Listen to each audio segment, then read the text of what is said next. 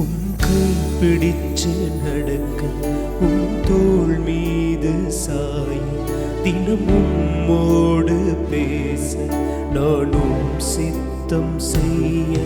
என் வாழ்வெல்லாம் நீரே, என் வழியெல்லாம் நீரே, என் பலனெல்லாம் நீரே, எனக்கெல்லாமே நீரே. இயேசுவே என் நேசரே, என் வாலிபம் உமக்காகவே.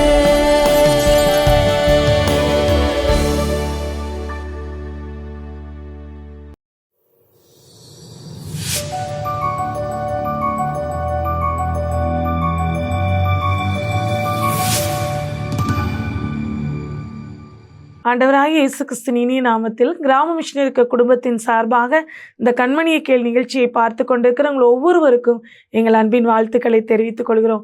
பிள்ளைங்களா, நீங்கள் எல்லாரும் நல்லா இருப்பீங்க அப்படின்னு சொல்லி நாங்கள் விசுவாசிக்கிறோம். ஒவ்வொரு நாளும் கர்த்தருக்குள் சந்தோஷமாக இருக்க வேண்டும் என்று சொல்லி பவுல் அப்போஸ்தலன் கூறுகிறது போல நம்முடைய அன்றாட வாழ்க்கையிலே கர்த்தருக்குள்ளாக நாம் மகிழ்ந்து சந்தோஷமாக இருக்கும் பொழுது கர்த்தர் நம்முடைய வாழ்க்கையின் காரியங்கள் அனைத்தையும் அவர் பொறுப்பெடுத்துக் கொள்வார். கர்த்தருக்குள்ளாக நீங்கள் சந்தோஷமாக இருங்கள், மறுபடியும் சந்தோஷமாக இருங்கள் என்று சொல்லி உங்களை அன்போடு கேட்டுக்கொள்கிறோம்.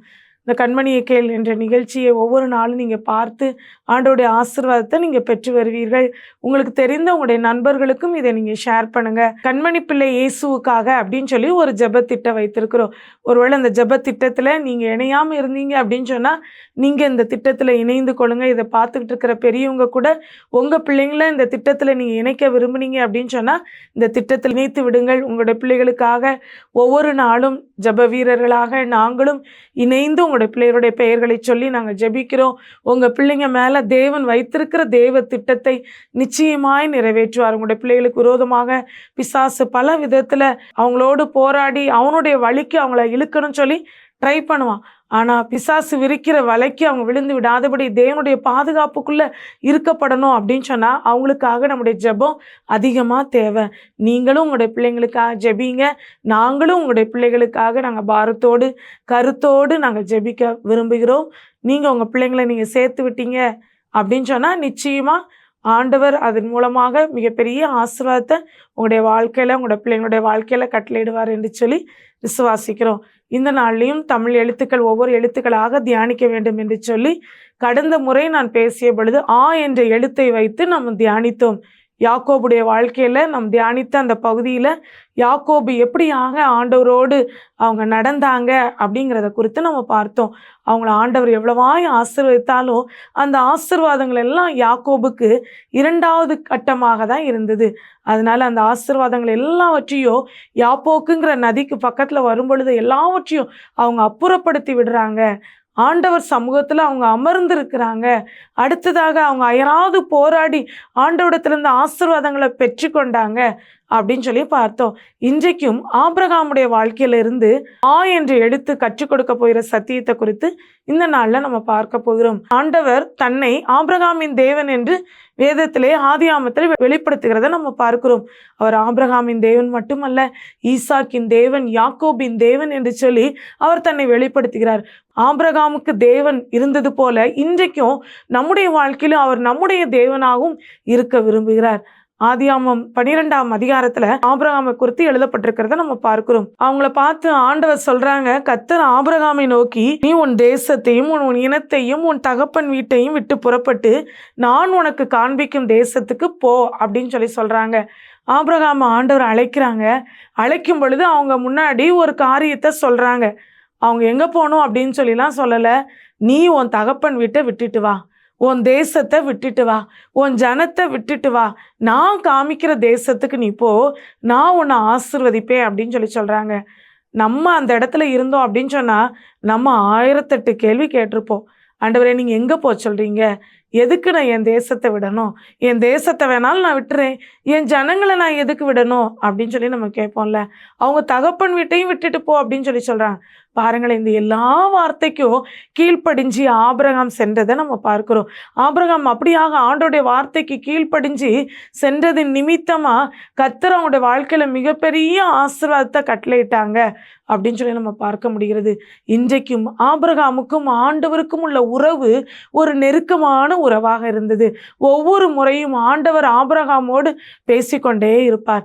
ஒவ்வொரு முறையும் ஆண்டவர் ஆபிரகாமோடு பேசும் பொழுது அவர் சொல்கிற வார்த்தை என்ன அப்படின்னு சொல்லி நம்ம பார்த்தோம் அப்படின்னு சொன்னா, நம்ம இந்த நாளிலையும் தியானத்திற்காக எடுத்துக்கொள்ளப்பட்ட வேத பகுதி ஆதியாகமம் 22ஆம் அதிகாரம் 1 முதல் 18 வசனங்களில் இன்றைய தினத்துல 3 காரியங்களை நம்ம ஆபிரகாமுடைய வாழ்க்கையிலிருந்து கற்றுக்கொள்ள போகிறோம். ஆபிரகாமின் தேவன் அப்படிங்கிறதா முதல் நம்ம கற்றுக்கொள்கிற ஒரு காரியம். ஆபிரகாமின் தேவன் இன்றைக்கு நம்முடைய தேவனாக, என்னுடைய பெயர் ஜெபாவின் தேவனாக அவர் விளங்கணும் அப்படின்னு சொல்லி அவர் விரும்புகிறார். ஆபிரகாமை எப்படி கூப்பிட்டு அவரை ஆசீர்வதிச்சு அவருடைய வார்த்தைக்கு கீழ்ப்படிந்தது நிமித்தமா இந்த பூமியில் உள்ள சகல ஜனங்களுக்கு ஆண்டவர் ஆபிரகாமை ஆசீர்வாதமா வைத்தது போல இன்றைக்கும் அவர் என்னுடைய தேவனாய், இந்த வார்த்தையை கேட்டுக்கொண்டிருக்கிற ஒவ்வொருவரும் ஒவ்வொருத்தருடைய பெயரையும் முன்னாடி போட்டுக்கோங்களேன். உங்கள் பெயரை போட்டு அவர் உங்களுடைய தேவனாக இருக்கிறேன்னு சொல்லி அவர் விரும்புகிறார். வனிதாவின் தேவன், ரெபேக்காலின் தேவன் அப்படின்னு சொல்லி, சாராளின் தேவன் அப்படின்னு சொல்லி நீங்கள் உங்கள் பெயரை போட்டு நீங்கள் அந்த இடத்துல வைத்துக்கொள்ளலாம். இந்த 22ஆவது அதிகாரத்தில் 1வது வசனத்தில் நம்ம 1வது வசனத்தில் நம்ம பார்த்தோம் அப்படின்னு சொன்னால், எப்படியாக அந்த வசனம் போடப்பட்டிருக்கு அப்படின்னு சொன்னால், இந்த காரியங்கள் நடந்த பின்பு தேவன் ஆபிரகாமை சோதித்தார். எப்படியெனில் அவர் அவனை நோக்கி ஆபிரகாமே என்றார், அவன் இதோ அடியேன் என்றான் அப்படின்னு சொல்லி போடப்பட்டது. ஆபிரகாமை பார்த்து ஆண்டவர் கூப்பிட்றாரு, ஆபிரகாமே அப்படின்னு சொல்லி. அப்போ இவர் என்ன செஞ்சுருக்கணும்? அவர் கேட்டும் கேளாதவர் போல இருந்திருக்கலாம், அல்லது கொஞ்ச நேரம் அமைதியாக இருந்திருந்திருக்கலாம், வேறு ஏதாவது பேச்சு பேசி இருந்திருக்கலாம். அவரை நடத்தி வந்த பாதைகளை நினச்சி அவருக்குள்ளாக ஒரு குழப்பங்கள் இருந்திருக்கலாம், ஒரு காரியங்களில் தெளிவு இல்லாமல் இருந்திருக்கலாம், இதெல்லாம் அவர் கேட்டிருந்திருக்கலாம்.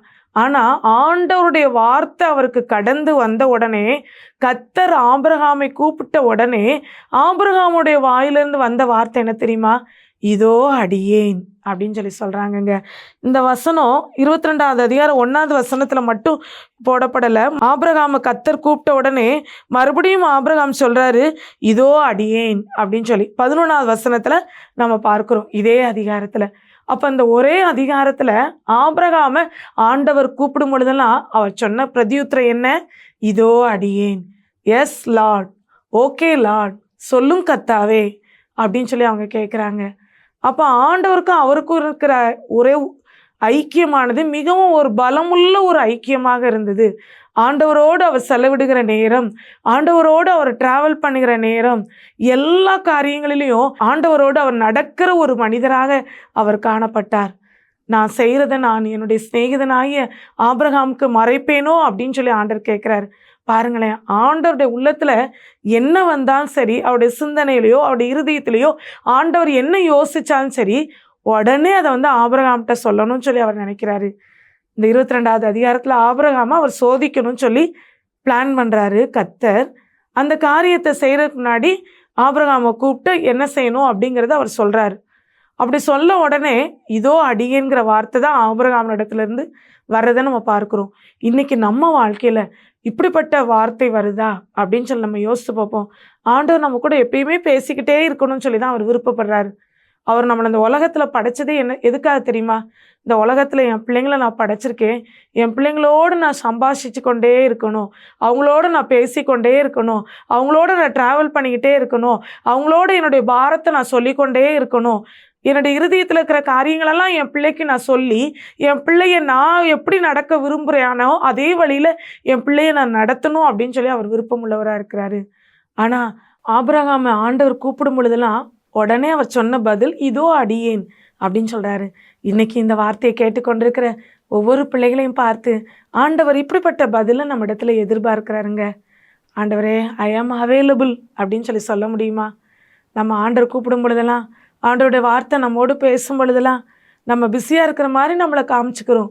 ஆண்டவரே, எனக்கு இப்போ உங்கள் சமூகத்தில் உட்கார நேரம் இல்லை, உங்கள் வேத வசனத்தை எனக்கு வாசிக்கிறதுக்கு நேரம் இல்லை, உங்கள் சமூகத்தில் ஜெபிக்க வர்றதுக்கு எனக்கு நேரம் இல்லை, உங்கள் வார்த்தைக்கு நான் செவி சாய்க்கிறதுக்கு எனக்கு இப்போ டைம் இல்லை, இப்போ நான் லைஃப்பை என்ஜாய் பண்ணுற டேஸ், என்ஜாய் பண்ணுற டைம், இந்த டைமில் போய் அப்படி இரு இப்படி இரு அப்படின்னு சொன்னீங்கன்னா அதெல்லாம் என்னால் ஃபாலோ பண்ண முடியாது. நான் நல்லா என்ஜாய் பண்ணிக்கிறேன் அப்படின்னு சொல்லி இந்த யூத் டேஸை வேஸ்ட் பண்ணிடாத மகளே. ஆண்டவர் உன்னோடு பேச விரும்புகிறார்.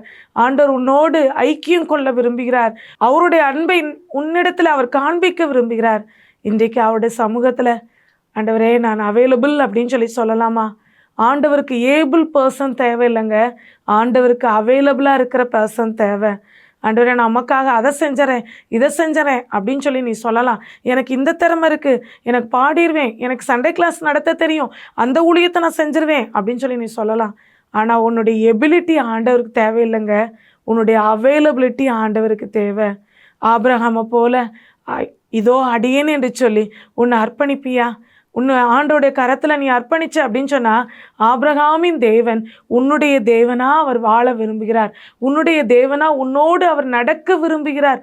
இன்றைக்கு உன்னுடைய தேவனா அவர் உன்னோடு கரங்களை கோர்த்து உன்னுடைய ஒவ்வொரு நாள் பிரயாணங்களிலையும் நீ செல்கிற எல்லா இடங்களிலையும் அவர் உன்னோடு ட்ராவல் பண்ண விரும்புகிறார். மகளே, ஆபிரகாமின் தேவன் இன்றைக்கு உன்னுடைய தேவனா அவரை உன்னை உள்ளத்தில் ஏற்றுக்கொண்டு கர்த்தாவே சொல்லும் அடியேன் கேட்கிறேன் என்று சொல்லி அவருடைய வார்த்தைக்கு நீ கீழ்ப்படி உன்னை அர்ப்பணிக்கும் பொழுது தேவன் உன்னை கொண்டு பெரிய காரியங்களை செய்வார். மகளே, அருமையான மகளே, இந்த நாளிலும் ஆபிரகாமுடைய வாழ்க்கையிலிருந்து ஆண்டவர் நமக்கு கற்றுக் கொடுக்கிற சத்தியம், ஆபிரகாமின் தேவன் உன்னுடைய தேவனாக இருக்க விரும்புகிறார். இரண்டாவது ஆங்கிற லெட்டர் நம்ம கற்றுக் கொடுக்கிற சத்தியம் என்ன அப்படின்னு சொன்னால் ஆயத்தப்படுத்தும் தேவன். இந்த இடத்துல ஆபிரகாமை ஆண்டவர் சோதிக்கணும்னு சொல்லி அழைக்கிறாரு. ஆண்டவர் சொல்கிறாரு ஆபிரகாம்கிட்ட, உன் பிள்ளைய கூட்டிகிட்டு நீ மோரியாங்கிற ஒரு மலைக்கு நீ போ அப்படின்னு சொல்லி சொல்கிறாரு. அங்கே போய் நீ செய்ய வேண்டியதை நான் சொல்லுவேன் அப்படின்னு சொல்லி சொல்கிறாரு. ஆபிரகாமை 75 வயதில் ஆண்டவர் அழைக்கிறார். உன் தேசத்தை விட்டு உன் ஜனத்தை விட்டு நீ வா, நான் காண்பிக்கிற தேசத்துக்கு போ அப்படின்னு சொல்லி சொல்கிறார். அப்போ அவங்களுக்கு குழந்தை இல்லாமல் இருக்குது. ஆண்டவர் அவங்களுக்கு ப்ராமிஸ் பண்ணுறாரு, நான் உன்னை ஆசீர்வதிப்பேன், கடற்கரை மணலத்தனியாக நான் ஆசீர்வதிப்பேன், வானத்து நட்சத்திரங்களை போல நான் உன்னை ஆசீர்வதிப்பேன் அப்படின்னு சொல்லி சொல்கிறாரு. ஆனால் அந்த வாக்குத்தத்தை கொடுத்து 25 வருடங்கள் கழித்து தான் அந்த வாக்குத்தத்தம் தன்னுடைய 100வது வயதில் தான் ஈசாக்கு பிறக்கிறாங்க. அப்போ இவ்வளோ வருஷம் காத்திருந்து 100வது வயசில் பெற்றுக்கொண்ட ஒரு மகனை ஆண்டவர் சொல்கிறாரு, நீ பலியிடு அப்படின்னு சொல்லி சொல்கிறாரு. ஆபிரகாம்கிட்ட ஆண்டவர் சொன்ன வார்த்தைக்கு கீழ்ப்படிஞ்சு ஆபிரகாம் புறப்பட்டு செல்கிறாங்க. அவங்க கூட வந்த வேலைக்காரனையும் கழுதையும் ஒரு குறிப்பிட்ட இடத்துல இருக்க வைத்து விட்டு அவங்க மேலே மலைக்கு மேலே ஏறி போகிறாங்க. ஆண்டவர் சொன்ன இடத்துக்கு போகிறாங்க. அவங்க கூட அவங்களுடைய மகன் ஈசாக்கு ஆபிரகாமுடைய கரங்களை பிடித்து கொண்டே ஆபிரகாமுக்கு பின்னாடி வந்திருப்பாங்க. அவங்க போகும்பொழுது தகப்பன் இடத்துல ஈசாக்கு கேட்குறாங்க, நீங்கள் விறகு கொண்டு வரீங்கப்பா, ஆனால் பலி செலுத்துறதுக்கு ஆடு இல்லையே அப்படின்னு சொல்லி சொல்கிறாங்க. அதெல்லாம் ஒன்றும் இல்லை மகனே, கர்த்தர் பார்த்துக்கொள்வார், நீ வா அப்படின்னு சொல்லி கூட்டிகிட்டு போகிறாங்க. மலையில் போகிற பிரயாணம் ஒன்றும் ஈஸியான பிரயாணமாலாம் இருந்திருக்காது, கஷ்டமான ஒரு ஜேர்னியாக இருக்கும். ரொம்ப கஷ்டப்பட்டு அப்பாவும் மகனும் மலை மேலே ஏறி ஆண்டவர் சொன்ன இடத்துக்கு வந்துட்டாங்க. அந்த கற்களெல்லாம் அடுக்கி வைக்கிறாங்க, அதுக்கு மேலே விறகு எடுத்து அடுக்கி வைக்கிறாங்க. அவங்களுடைய மகனுடைய கரங்களை கட்டுறாங்க, கால்களை கட்டுறாங்க. எல்லாத்துக்கும் அந்த மகன் முழுவதுமாய் தன்னுடைய தகப்பன் செய்கிற காரியத்திற்கு பொறுமையாய் விட்டு கொடுக்குற ஒரு மகனாக இருக்கிறாங்க. இன்றைக்கி நம்ம அம்மா அப்பா நமக்கு ஒரு காரியத்தை சொன்னாங்கன்னா எவ்வளோ கோவப்படுறோம். ஏதாவது ஒன்றை செய், இப்படி செய், இப்படி செய்யாத அப்படின்னு சொல்லி ஒரு இன்ஸ்ட்ரக்ஷன் கொடுத்தாங்கன்னா நமக்கு எவ்வளோ எரிச்சல் வருது. அந்த மகன் பாருங்களேன், அவங்க அப்பா சொல்கிற எல்லாத்துக்கும் ஓகே எஸ் அப்படின்னு சொல்லி தகப்பன் எப்படி ஆண்டவருக்கு எஸ் சொல்லி காரியங்களை நடப்பித்தாங்களோ அதே போல் ஈசாக்கும் தன்னுடைய தகப்பனுடைய பேச்சுக்கு கீழ்ப்படிந்து தன்னுடைய கைகளையும் கால்களையும் கட்டும் பொழுது அமைதியாக இருக்காங்க. அந்த விறகு கட்டையின் மீது அவங்கள படுக்க வைக்கும் பொழுதும் அவங்க அமைதியாக இருந்தாங்க, ஒன்றுமே பேசலை. கர்த்தர் பார்த்துக்கொள்வார், கர்த்தர் பார்த்துக்கொள்வார்னு சொன்னீங்களேப்பா, இப்போ ஏன் என்னைய படுக்க வைக்கிறீங்க அப்படின்னு சொல்லி ஒரு கேள்வி கேட்டிருந்துருக்கலாம்ல. இப்போ காலத்து பிள்ளைங்களை ஒரு காரியத்தை செய்ய சொன்னோம் அப்படின்னு சொன்னால் 1008 கேள்வி கேட்பாங்க. ஏன் அங்கே போக சொல்கிறீங்க, ஏன் அதை வாங்கணும், எவ்வளோ வாங்கணும், எங்கே வாங்கணும், என்ன செய்யணும் அப்படின்னு சொல்லி கேள்வி மேலே கேள்விகளை கேட்டிருப்பாங்க. ஆனால் இந்த ஈசாக்கு ஒரு கேள்வி கூட கேட்கலங்க. தன் தகப்பனார் செய்கிற எல்லா காரியங்களுக்கும் தன்னை முழுவதுமாக அர்ப்பணித்தவங்களாக காணப்பட்டாங்க. அந்த இடத்துல கத்தியை ஓங்கி வெட்டுறதுக்கு எத்தனிக்கும் பொழுதுதான் ஆண்டவருடைய வார்த்தை அவங்களுக்கு முன்பாக கடந்து வர்றதை நம்ம பார்க்கிறோம். அதுவும் தண்டிக்கு ஆண்டவர் மௌனமாக இருக்கிறார். கர்த்தர் ஒரு வார்த்தையும் பேசவே இல்லை. அவங்க அமைதியாக இருக்கிறாங்க. இந்த காரியத்தை வெட்ட போகிறாங்க ஆபிரகாம் அப்படின்னு சொல்லி தெரிஞ்ச உடனே தான் கர்த்தருடைய வார்த்தை ஆபிரகாமுக்கு உண்டாகி, பிள்ளையாண்டான் மீது உன் கையை போடாதே அப்படின்னு சொல்லி ஆண்டவர் அந்த காரியத்தை தடுத்து நிறுத்தின பிறகுதான் ஆபிரகாமை பார்த்து சொல்கிறாங்க, நீ என் சொல்லுக்கு கீழ்ப்படிந்த அப்படிங்கிறத நான் கண்டுபிடிச்சிக்கிட்டேன் அப்படின்னு சொல்கிறாங்க. யோசிச்சு பாருங்களேன், இந்த இடத்துல ஆண்டவர் எப்படி ஆபிரகாமை டெஸ்ட் பண்ணாங்க. அந்த காரியத்தில் ஆபிரகாம் அப்படியே ஆண்டவருடைய வார்த்தைக்கு கீழ்ப்படிஞ்சு 25 வருடங்கள் கழித்து ஆண்டவர் வாக்குத்தத்தம் பண்ணி பெற்றுக்கொண்ட ஒரு பிள்ளையாக இருந்தாலும் சரி, அந்த பிள்ளையை நீ நேசிக்கிறியா, என்ன நேசிக்கிறியா அப்படின்னு சொல்லி ஆண்டவர் சோதிச்சு பார்த்தாருங்க. அந்த சோதனையில் ஆபிரகாம் ஜெயிச்சிட்டாருங்க. ஆண்டவர் பிள்ளையத்தான் நேசிப்பான் அப்படின்னு சொல்லி யோசிச்சிருந்தாரு. ஆனால் ஆபிரகாம், ஆண்டவரை உண்மைதான் நான் நேசிக்கிறேன், என் பிள்ளையை நான் பலியிடுற கூட நான் ஒப்பு கொடுக்குறேன் அப்படின்னு சொல்லி கீழ்ப்படிஞ்சு இருந்தாங்க. இன்றைக்கு நம்ம வாழ்க்கையில் அப்படி கீழ்ப்படிந்தது நிமித்தமாக அந்த இடத்துல பலியை செலுத்துவதற்கு அந்த இடத்துல ஒரு முள்ளுக்குள்ளே சிக்கியிருந்த ஆடை அவங்க கண்டுபிடிச்சாங்க. அந்த இடத்துல அடுத்து அவங்க பலியிட்டாங்க அப்படின்னு சொல்லி நம்ம இந்த பகுதியில் நம்ம வாசிக்கிறோம். இன்றைக்கும் அந்த இடத்துல ஒரு ஆட்டை ஆண்டவர் எப்படி ஆயத்தப்படுத்தி வைத்திருப்பாங்க யோசிச்சு பாருங்களேன். அதுக்கு முன்பாகவே அந்த ஆடு இருந்திருக்கலாம். அந்த ஆடு தன்னுடைய மேங்கிற சத்தத்தை கூட கொடுக்காம அவ்வளோ அமைதலோடு அந்த இடத்துல இருந்திருக்கலாம். யோசிச்சு பாருங்க, ஆண்டவர் ஆயத்தம் பண்ணிட்டார். ஆனாலும் அந்த இடத்துல ஒரு செக்கிங், சோதிச்சு பார்க்கும்படி வைக்கிறத நம்ம பார்க்குறோம். இன்றைக்கு உங்களுடைய வாழ்க்கைக்கு தேவையான எல்லா காரியங்களையும் தேவன் ஆயத்தப்படுத்தி வைத்திருக்கிறார். மகளே, நீ அவசரப்படாத, நீ பதட்டப்படாத, ஐயோ என் காரியம் எப்படியாய் முடியுமோ என்று சொல்லி சஞ்சலப்படாத, கவலைப்படாத, கண்ணீர் வடிக்காத. ஐயோ எனக்கு வேலை கிடைக்குமா, நான் இந்த வருஷத்தோடு என்னுடைய ஸ்டடீஸை நான் முடிக்கிறேனே, எனக்கு எந்த கம்பெனியில் எப்படி ஜாப் கிடைக்கும், எனக்கு இவ்வளோ தூரம் எனக்கு கேம்பஸ் இன்டர்வியூவில் எல்லாரும் செலக்ட் ஆகி போய்கிட்டே இருக்கிறாங்களே, எனக்கு ஒரு ஜாப் ஆப்பர்ச்சுனிட்டி கூட வரலையே அப்படின்னு சொல்லி நீ யோசிக்கிறியா? இல்லை மகளே, ஆண்டவர் கடைசி வரைக்கும் அவர் மௌனமாக இருக்கிறத போல தெரியலாம். அந்த பையனுடைய கைகளில் கால்களில் கட்டப்பட்ட பொழுது அவர் மௌனமாகவே இருந்தார். கர்த்தர் மௌனமாகவே இருந்தார். அந்த கட்டைகளின் மீது பலியாக அந்த ஈசாக்கை அமர்த்தும் பொழுதும் ஆண்டவர் மௌனமாகவே தான் இருந்தார். ஏன் கொஞ்சம் முன்னாடியே அவர் செயல்பட்டிருக்கலாம்ல, கொஞ்சம் முன்னாடியே பேசியிருந்திருக்கலாம்ல, ஆனால் ஒன்றுமே பேசலைங்க. ஆனாலும் ஆண்டவர் ஆயத்தப்படுத்தி விட்டார்.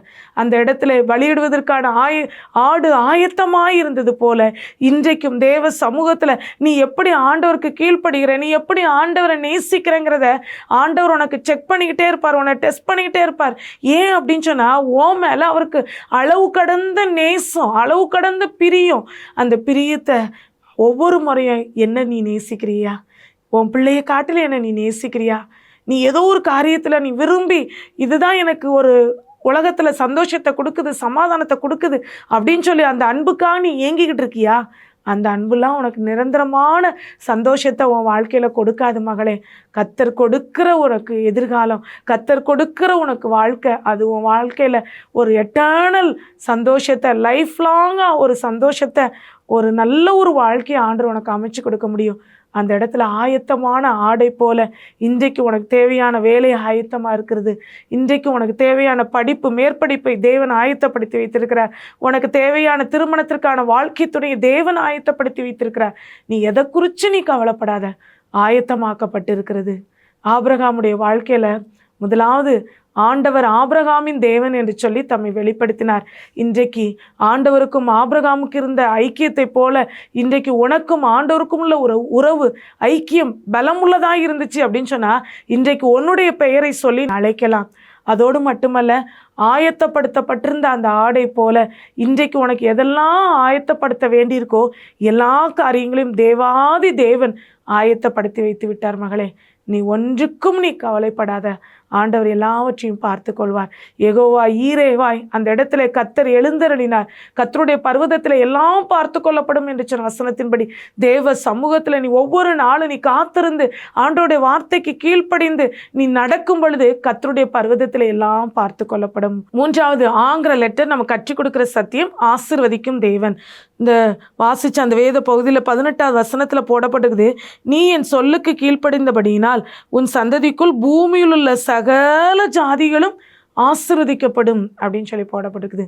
பாருங்களேன், ஆண்டவருடைய வார்த்தைக்கு நம்ம கீழ்ப்படிஞ்சிட்டோம் அப்படின்னு சொன்னால், உங்கள் மூலமாக, உங்கள் ஜெனரேஷன் மூலமாக பூமியில் உள்ள சகல ஜனங்களும் ஆசீர்வதிக்கப்பட்டிருக்குமாங்க. ஆண்டவர் அப்படிப்பட்ட ஆசீர்வாதத்தை உன் வாழ்க்கையில் கொடுக்கணுங்கிறதான் அவருடைய விருப்பங்க. அவருடைய விருப்பத்தை நீ எப்படி நிறைவேற்ற போகிற? அவருடைய சொல்லுக்கு நீ எப்படி கீழ்ப்படிய போகிற? அவர் உனக்காக ஆயத்தம் பண்ணினவைகளை எப்படி நீ காத்திருந்து நீ பெற்றுக்கொள்ள போகிற? நீ ஆண்டவர் உன்னை ஆசீர்வதிக்கும் தேவன். மூன்றாவது ஆங்கிற வார்த்தை நம்மோடு பேசுகிற தேவன் எப்படிப்பட்ட தேவன்? ஆசீர்வதிக்கும் தேவன்.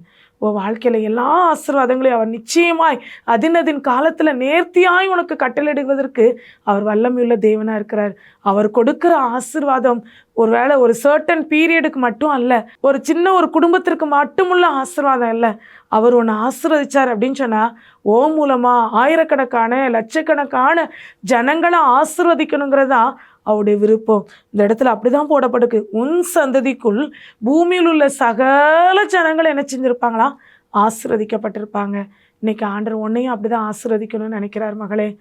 ஈசாக்கை ஆண்டவர் ஆசீர்வதித்து அதற்கு பின்பாக அந்த சந்ததியாய் தேவன் ஆசீர்வதித்து இந்த உலகத்தில் இன்றைக்கும் உன்னையும் ஆசீர்வதிக்கும்படி உன்னை தேடி வந்திருக்கிறார். அவர் ஆசீர்வதிக்கும் தேவனாய் அவர் கடந்து வந்திருக்கிறார். இந்த நாளிலே ஆபிரகாமின் தேவன் உன்னுடைய தேவனாய் இருக்கிறார் என்று சொல்லி பார்த்தோம். அவர் ஆயத்தப்படுத்திய தேவன் இந்த நாளிலே உனக்கு தேவையான எல்லா காரியங்களையும் அவர் ஆயத்தப்படுத்தி வைத்திருக்கிறார் என்று சொல்லி நாம் பார்த்தோம். மூன்றாவது, ஆசீர்வதிக்கும் தேவன் உன்னுடைய வாழ்க்கையில உனக்கு தேவையான எல்லா ஆசீர்வாதங்களையும் தந்து உன்னை ஆசீர்வதிப்பதற்கு வல்லமையுள்ளவராய் இருக்கிறார் என்பதை நீ மறந்து விடாதே. உனக்காக நான் ஜெபிக்கிறேன். நாம் ஜெபிப்போமா? எங்களை நேசிக்கிற நல்ல தகப்பனே, நீர் கொடுத்த இந்த அருமையான இந்த நல்ல நாளுக்காக உமக்கு நன்றி செலுத்துகிறோம். இந்த நாளிலும் எங்களோடு நீர் பேசின உடைய வார்த்தைகளுக்காக நன்றி. ஆபிரகாமின் தேவன், எங்கள் தேவனாய், என்னுடைய தேவனாய் நீர் வாழ விரும்புகிறீர் சுவாமி. இந்த நாளிலையும் ஆபிரகாமை நீங்கள் கூப்பிடும் பொழுதெல்லாம் இதோ அடியேன் என்று சொல்லி அவர் உம்முடைய வார்த்தைக்கு கீழ்ப்படுகிறாரே, அதே போல் நாங்களும் உங்கள் சமூகத்தில் நீங்கள் கூப்பிடும் பொழுதெல்லாம், உங்கள் கூட நாங்கள் பேசும் பொழுதெல்லாம், உங்கள் வார்த்தை எங்கள் மத்தியில் கடந்து வரும் பொழுதெல்லாம், ஆண்டவரே, எஸ் லார்ட், ஐ ஆம் அவைலபிள் என்று சொல்லி சொல்கிறவர்களாக எங்களை மாற்றுங்க என்று சொல்லி நாங்கள் ஜெபிக்கிறோம் சுவாமி. ஆண்டவரே, அப்பா, ஆபிரகாமின் தேவன் அந்த நாளில் பலியிடுவதற்கான ஆடை ஆயத்தப்படுத்தி நீங்கள் வைத்திருந்தீங்களே, இன்றைக்கும் எங்களுக்கு தேவையான, எங்களுடைய பிள்ளைகளுக்கு தேவையான காரியங்கள் அனைத்தையும் நீர் ஆயத்தப்படுத்தி நீங்கள் வைத்திருக்கிறீங்கப்பா. அது எங்களுடைய பிள்ளைகளுடைய கண்கள், அவங்களுடைய குடும்பத்தின் கண்கள் காண கர்த்தர் நீர் உதவி செய்வீரான்னு சொல்லி நாங்கள் ஜெபிக்கிறோம். எங்களுடைய பிள்ளைகளுக்கு என்று ஆண்டவரே நீங்கள் வேலையை ஆயத்தப்படுத்தி வைத்திருக்கிறீங்க. எந்த காலேஜில், எந்த கோர்ஸில் எங்கே படிக்கணும்னு சொல்லி நீங்கள் முன்குறித்து வச்சுருக்கிறீங்க சுவாமி. நீங்கள் பிளான் பண்ணி வைத்திருக்கிறீங்கப்பா. எங்கள் பிள்ளைங்களுக்கு ஏற்ற துணையை நீங்கள் ஆயத்தப்படுத்தி வைத்திருக்கிறீங்க ராஜா. அது எல்லாவற்றையும் எங்களுடைய பிள்ளைகளுடைய வாழ்க்கையில் ஆண்டவரே நீங்கள் கொடுங்கப்பா, நீங்கள் கொடுங்கப்பா.